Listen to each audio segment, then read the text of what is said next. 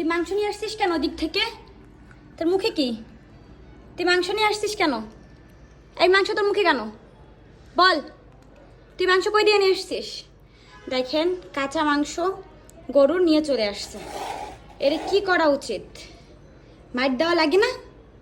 সবগুলো চলে আসছে। এরা কিন্তু কাঁচা মাংস খায় না, বাট এই যে ফিবি, সে কাঁচা মাংস খায়।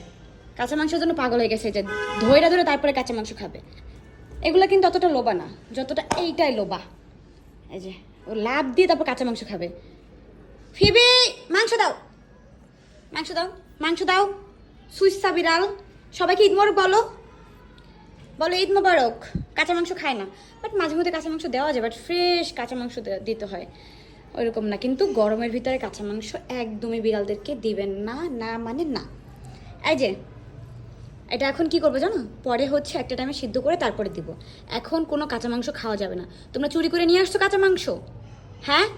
সোসা বিলাই, লজ্জা নাই, শরম নাই। সি কালটুরে দেখছিস কি সুন্দর বসে আছে?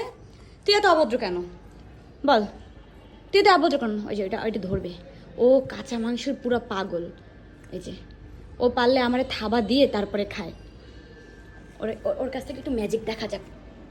এই যে ও মেলা ভালো ম্যাজিক জানে। কাঁচা মাংসের পুরো পাগল। কাঁচা মাংস খাবে মানে খাবে।